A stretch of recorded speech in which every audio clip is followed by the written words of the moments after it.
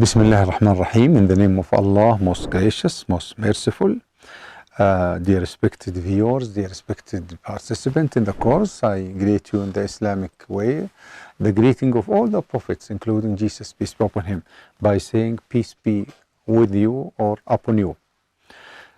Now we will be talking about the discrepancy in the killing story of Saul. Dr. Garama, indicates to us that there are two contradicting stories when it comes to the final death of the prophet Saul. In the end of Samuel, to be exact, in the end of Samuel 1 and the beginning of Samuel 2, two successive pages. Even Dr. Garama showed it to us on the screen that two successive pages, and the beginning. So at the end of Samuel 1 and the beginning of Samuel 2, two successive pages, we read the following, and if you allow me just to be exact and to be, punctual and precise, allow me just to go to page 500 and 501. In 500, so as Dr. Garama indicated to you, dear viewers and dear participants, two successive pages, we see a contradiction even in a two successive pages, page 500 and page 501. The first, that is 500, is the end of Samuel 1. The second story, contradicting story, is with the beginning of Samuel 2. This is what we read. Under the title, The Death of Saul and His Sons, that is, phrase 31. We read the following. Saul said to his armor bearer, draw your sword and run me through, or these uncircumcised fellows will come and run me through and abuse me. But his armor bearer was terrified, and he wouldn't do it. So Saul took his own sword and fell on it.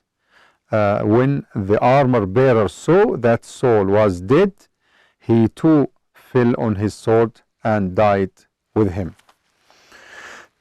As Dr. Garama said, imagine a prophet, a godly prophet, who's supposed to be a model, who came, to bring virtues and values.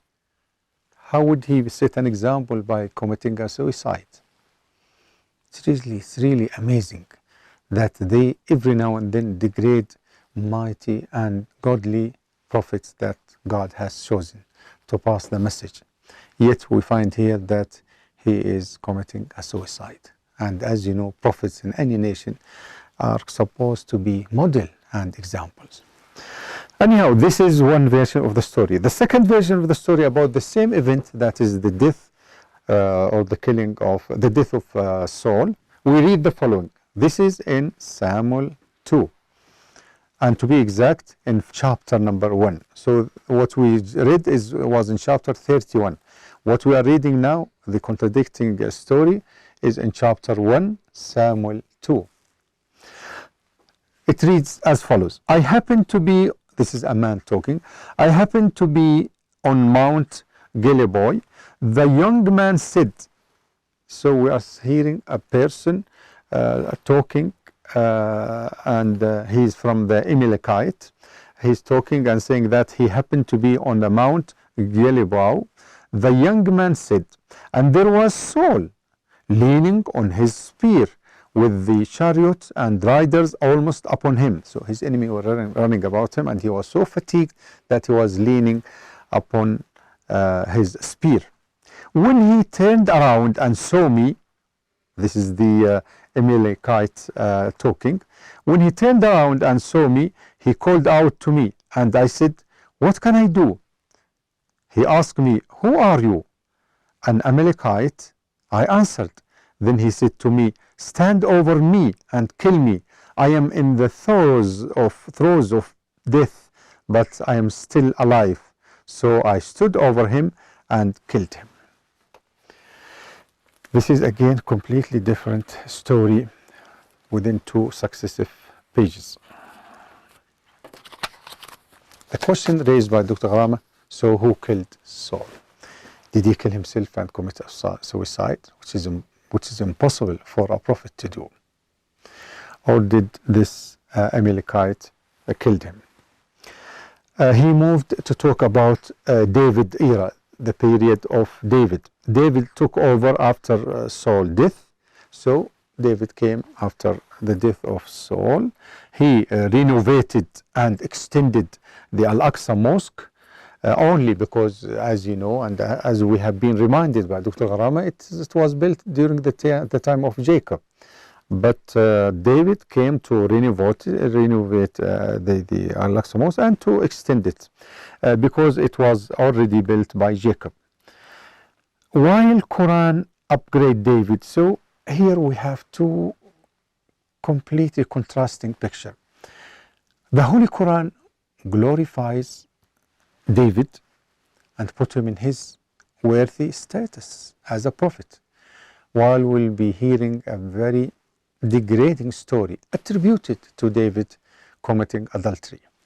Anyhow, let's now talk about the Quranic version or the Quranic view and the status of David, peace be upon him, in the Quran. While Quran upgrade David and hold him in an esteemed rank, a sincere worshipper, described him to be a sincere worshipper, God facilitated and directed everything to his service. We find under the heading David and Bathsheba, Samuel 2 to be exact, chapter 11, that the godly David is accused of adultery. So complete contrasting picture. He's glorified and put in his right, worthy, which he's worthy of status, while here he is accused of committing adultery with the wife of one of his soldiers. So, to be exact, under the title David and Bathsheba, Samuel 2, chapter 11, that the godly David, who's supposed to be a prophet, is accused of adultery and the plot in the killing of Uriah, the husband of the lady. The story goes as such.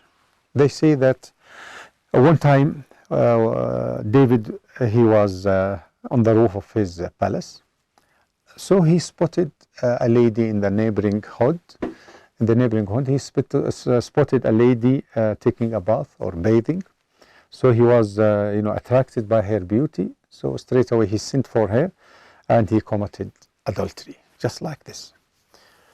Anyhow, this lady became pregnant, and when he asked and inquired from her, he found that she is the wife of one of his soldiers by the name of Uriah.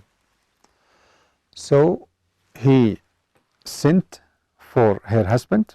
He was in the battlefield. He brought him to the palace, and then he fed him and so on, and then he told him to go to his wife in order to cover up for the pregnancy, because this lady admitted to him and told him, well, she's pregnant. So in order to cover up for the supposed what they claimed, and God forbid that David would do this, it's impossible, but this is what we read in what is supposed to be the holy book. To cover up, he told him and to go to his family to cover up for the pregnancy. But due to his loyalty and sincerity, he said he did not go. He just stayed with the servant of the palace. Then when David asked him, why you didn't go to your family? He said, how could I go and settle with my family while my fellow friends are in the battlefield? So the story at the Bible, the Holy Book also told us so. In the second night, he tried another thing. He got him drunk. He told his soldiers, to get him drunk, so in order to again get him to go to his family. But he didn't. So he came to the final decision. He sent for the chief commander, and he told him to put this the husband in the front of the battle, so he will be killed. And it happened, he was killed. Dr. Karama, he deduced two facts from this. One, that this husband, he happened to be not an Israeli, he happened to be from the Hittite. So this shows that David and Solomon are godly people, they are prophets, and they don't have this kind of prejudice. They don't have this complex of the chosen people. Witness to this, that they have in their army people from different races, not supposed to be from the Israelites. Number two, Dr. Karama says that how can they, picture this loyal, sincere soldier when we compare to the thing that they said or claimed or attributed to David, committing adultery. So we come to the conclusion that the soldier is far better than the prophet, based upon what they claimed. Anyhow, the lady later on turned out to be Solomon's mother. And this is again remind us of old similar stories where they try to degrade the genealogy of the prophets and so on.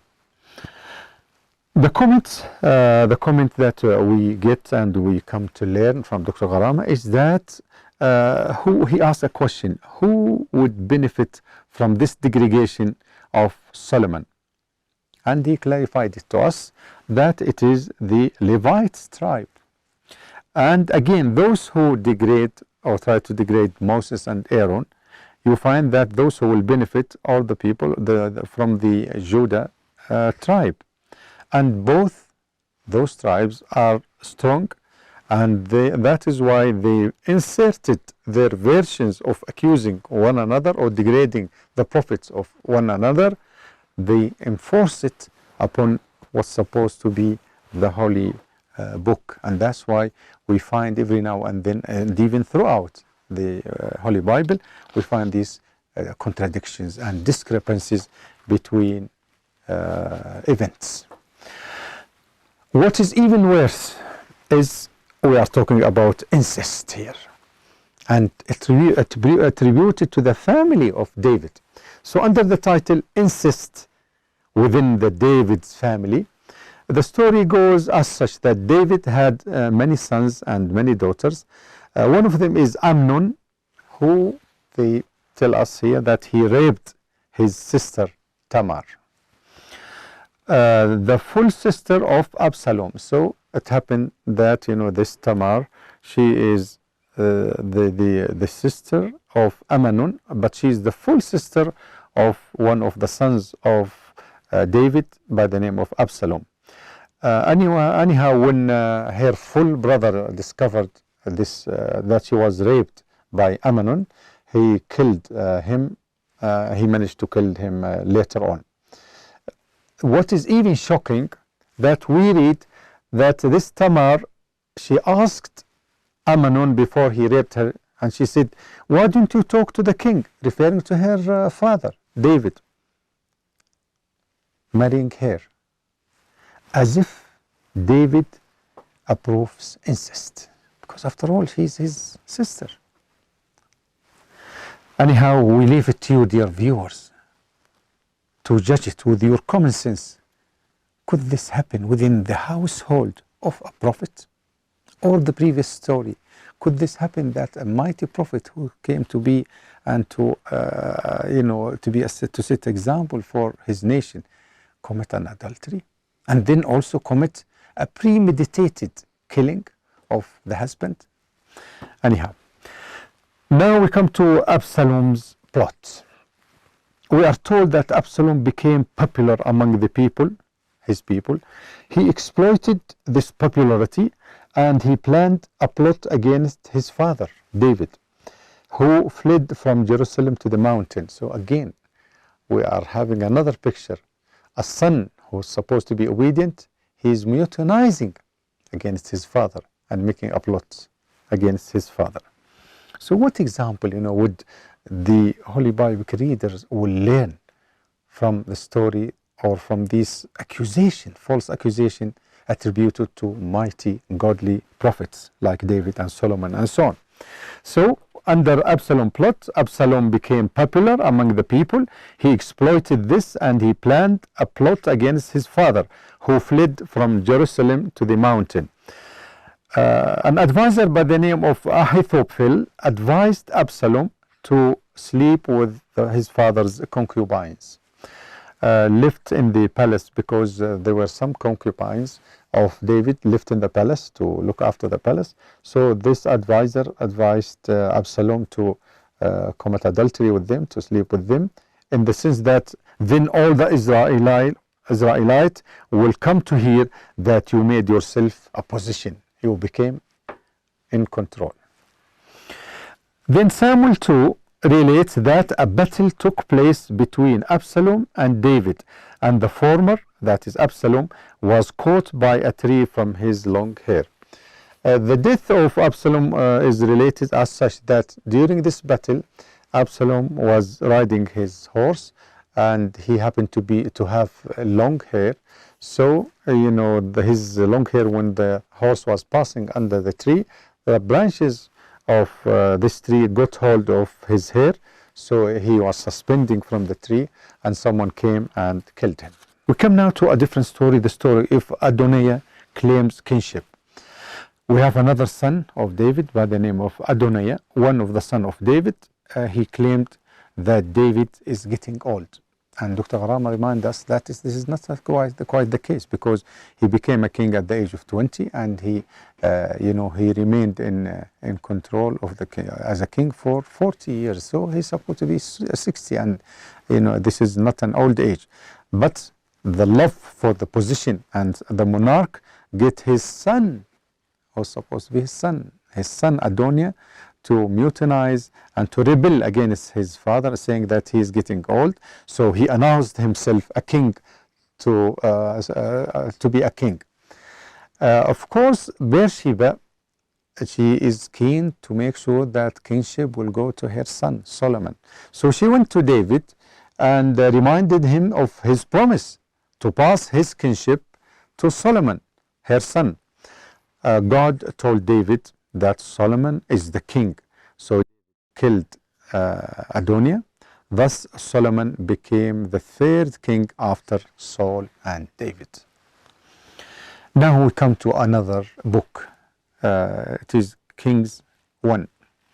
In this book, under the title The Lord's Covenant with Solomon. If you allow us to clarify it more, I will just read in page 571. In page 571, we read the following. Under the title, The Lord's Covenant with Solomon, we read the following. When Solomon had finished building the temple of the Lord and the royal palace, and had achieved all he had desired to do, the Lord appeared to him a second time, as he had appeared to him at Gibeon. The Lord said to him, I have heard the prayer and plea you have made before me. I have consecrated this temple which you have built by putting my name there forever. My eyes and my heart will always be there. As for you, if you walk before me in the integrity of heart and uprightness, as David your father did, and do I command and observe my decrees and laws, I will establish your royal throne over Israel forever, as I promised David your father when I said, you shall never fail to have a man on the throne of Israel. So he is promised to have the kingdom forever. So they admit that God promised that kingship would remain within Solomon and his descendants. However, they then claim that when Solomon denied faith and worshipped idol, again another accusation towards a mighty and godly prophet like Solomon, they accused him that even he became a disbeliever.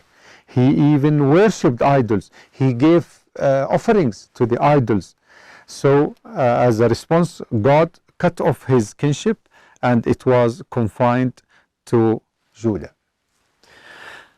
Now we come to two figures, one by the name of Rehoboam and the second one is Jeroboam. Rehoboam was the king succeeding Solomon after ruling a small part.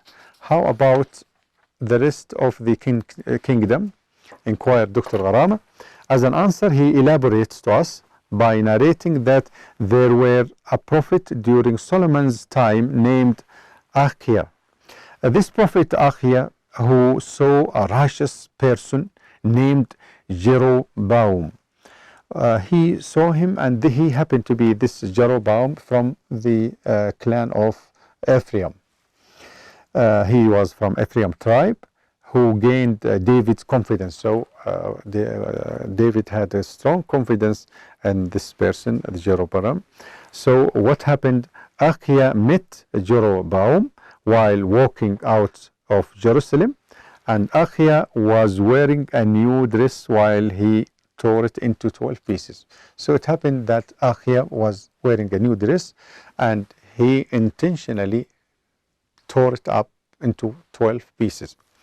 He gave 10 of these 12 torn out pieces. He handed 10 of them to Jeroboam, commenting, saying, Solomon's kingdom will be torn into 12 tribes, 10 of which you will be ruling, talking to Jeroboam.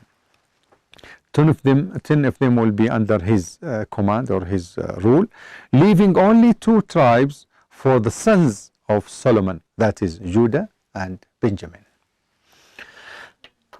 Now, to our surprise, that the person who's supposed to be, and who's supposed and started to be in control of 10 of the tribes, he is making not like the Samaritan 1 calf, but he molded 2 calves. So under the title Jeroboam and the 2 calves, we read, as soon as Jeroboam gained kingship and he became a king, he molded 2 calves as the Samaritan did long time ago. He also rebelled against Rehoboam. So after Solomon ruling for 40 years, the kingdom was divided into 2, Judah and Samaria. Here Dr. Gharama pauses and say, those people, those hypocrite people of the sons of Israel, helped by Satan and devils, they keep bringing up this idea of idols, and they try to bring and revolve the story of the Samaritan when he did what he did during the days of Moses, and he made this calf. This time they are confirming it, that this person is making or molding 2 calves instead of 1, as if they are affirming this kind of association, others or idols with God. So this is what happened to when the people submit themselves to Satan's and to devils. Now we come to the golden era when it is over, unfortunately. Of course, we had a golden era of the time of the kings, but nothing remains. So this golden era is over. In what sense?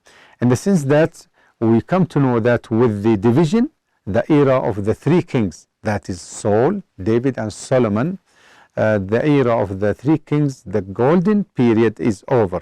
When we had this period, or that Dr. Gharama called the period of division and apostasy, where they divided and they, especially the state of Samaria, they became completely disbelievers and so on. So the golden era is over when we had this kind of division. With the division, the era of the 3 kings, the golden era is over, taking us to a new period, that is the state of Judah and the state of Israel, or as you call it, Samaria. Judah had 19 kings with Rehoboam, 10 tribes with Jeroboam, and who left faith. So they became unbeliever. Under the title the importance of king's era, what is so important about it? We are told by Dr. Gharama that it started with King Saul and ended with the death of Solomon, lasting for 100 years. It is the golden age where Solomon invoked God to give him monarchy, a kingship not to be given to anyone after him, which was realized. Allah accepted and answered his invocation, and he became he did run all the existing nation at his time. So really Allah has accepted his supplication, and he ran all what existed at that time, all what existed, all the world at his time. Now we come to Solomon's death and the division on the apostasy era or period. With his death, the death of Solomon, all nations became apostates, unfortunately. They apostatized and separated from the main kingdom, the state of Israel. So we had started to have a Jeroboam, state of Samaria. This person, he ruled in Palestine. He ruled, of course, in Palestine there were 12 tribes of Israelites under a state called Samaria. He and his followers rejected 10 commandments, and they followed, of course, the Samaritan whom Moses expelled 600 years ago. So what happened? We are told here that this state of Samaria, they ran 10 tribes, and again they became apostate. They disobeyed the 10 commandments, and they just took and followed and renovated the days of the Samaritan, whom Moses 600 years ago expelled after what he did. Now we come to talk about Rehoboam and the state of Judah. So we talked about the state of Samaria. Now the state that consisting of 2 tribes, the tribe of Judah and the tribe of Benjamin. It is a state which took Jerusalem as its capital. So their capital city was Jerusalem, while the capital city is Nablus of Samaria. They continued to abide by the Torah and the Psalm of David. They were then guided and called their state Judah, through which they were named Jews, where we have the term Jews from Judah, and Judaism, indicating the godly persons of the children of Israel. As for the other kingdom state, that is Samaria, they stopped being named Jews, but Samarians or Israelites. Now Dr. Harama talks about subjects of distortion in the king's period. During the king's period, those people who tampered with the Bible, they came to distort many events, but he concentrated on 10 subjects. The first subject is, we notice there is ambiguity, cloudness, ambiguity surrounding their loss of the Ark of the Covenant, or if you call it the casket, and how it was restored. So again, there is some kind of vagueness, ambiguity surrounding the event of losing the Ark of the Covenant, or the coffin, or the casket, and the wooden casket, and restoring it. How did they find it? Number 2, praising then demeaning Saul. Again, there is kind of ambiguity and confusion, that they were praising and then suddenly demeaning and degrading Saul. In what sense? He was praised in the Holy Quran, as we read by Samuel, when he stated that God bestowed kinship on him. So God himself bestowed kinship on Saul. Then they shift to claim that God regretted that he gave kinship to Saul. Then again they contradicted themselves, and they said God is not a human being to regret. So the reader is confused what to believe. Anyhow, we leave it to your judgment. Number 3, David and distorting his image. They accused him of adultery. and they accuse him of premeditated killing of Uriah and killing 200 Palestinians in order to get their foreskin as dowry of Saul's daughter, Michal, and accusing his son Amnon of incest, that is committing adultery with his sister, and claiming that Absalom raped David's concubines, his father's concubines. Why all this, wonders Dr. Gharama. Then he clarifies to us that it reflects Levites' animosity to the tribe of Judah. They never mention David's piety, that he was pious and he was God worshipping. They never mention this. They just mention him for the sake of history only, just to have history and event. But his piety, his righteousness is never mentioned. Just the opposite. They pile upon him accusation upon accusation of adultery and premeditated killing and so on. Number 4, dispraising Solomon, who was the greatest king ever ruled on earth. They instead praise Jeroboam, who molded the 2 calves, ordering his 10 tribes to worship them and to worship Baal, who was supposed to be an idol. They even dared to claim that Solomon died as a disbeliever, worshipping others than God, giving offerings and also giving offerings to them, to these idols. They worship, they commit or they accuse Solomon of such thing. Now we come to talk about Judah and the 4 prophets. What happened? Dr. Gharama is reminding us there were kind of continuous battle between Judah and Samaria. And during these battles, God has sent 4 prophets in order to amend the situation, to remind the Judah tribes to be pious and to come back to the obedience of God, and to remind the Samaritan to leave this idea of apostasy or this idea of disbelief and come back to faith and so on. So we read the following.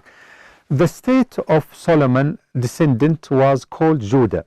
It was indulged in a state of war with its apostate neighboring state Samaria, or Israel if you like.